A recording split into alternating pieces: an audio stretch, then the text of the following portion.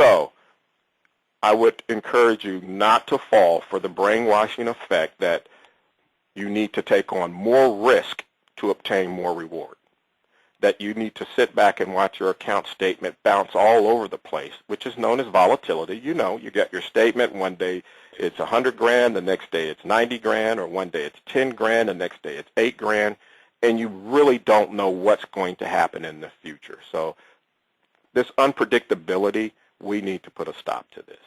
So we're going to show you, as I said, as we go forward in this presentation, how you can mitigate your risk and have some form of predictability. Next slide, Mark.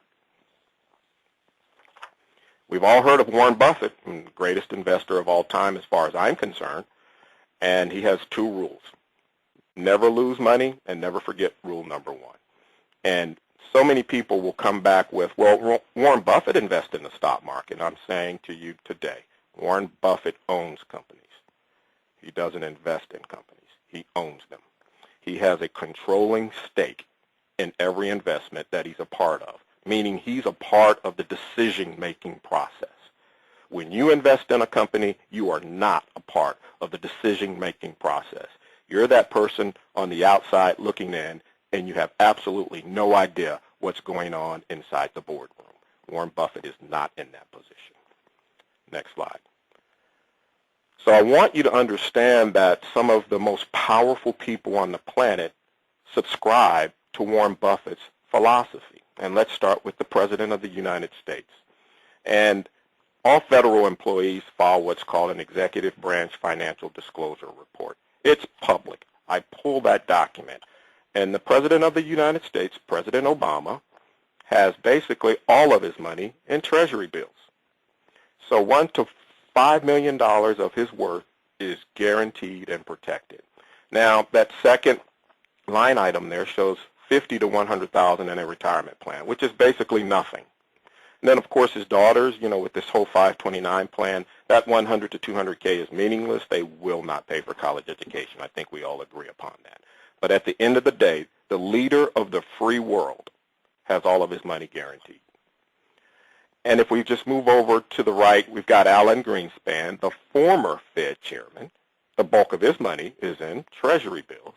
And the current Fed chairman, Mr. Bernanke, has all of his money in annuities. And if you just Google annuities, every single article will say not to use them. But they have so many features that are guaranteed, there's that word again, that people in the know will take advantage of vehicles such as annuities. Mark the next one. And Susie Orman, I mean, I guess she's probably as popular as they come. You know, she's on television each and every day telling people that they should invest in the stock market.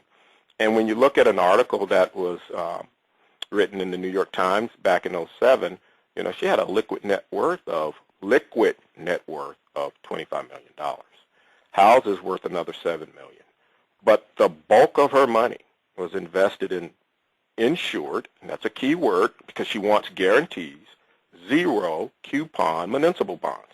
Now, she's got guarantees, and those municipal bonds, if you know anything about muni bonds, they're tax-free. So the income that she will receive, the interest that she will receive from her muni bonds will be tax-free, and she's protected them by having them insured. Now, one thing I want to chime in here and say, because I don't want that point to go over people's heads. If you turn on CNBC and you see Susie Orman, she will tell a person who's looking to get on their feet financially, she will tell them every single time, pay your house off, pay your car off, max out your 401k, your IRA, your 403b, your thrift savings plan. Every single time. Now, let's not get it confused. An IRA, a 401k, a 403b, a thrift savings plan is an investment in the stock market. It is subject to losses every single time the stock market takes a loss. That never comes up in conversation. And what Tony is saying, and I want you to be clear, I do not want this to go over your head, I don't want you to miss it, is he is saying that the leader of the free world, the people who set financial policy, the Fed chairman, the Secretary of Treasury. These individuals do not have those risks. And the number one consumer advisor in the country, the number one consumer advisor to women in the country, the person that Oprah Winfrey puts her power behind in this country and says, listen to this person.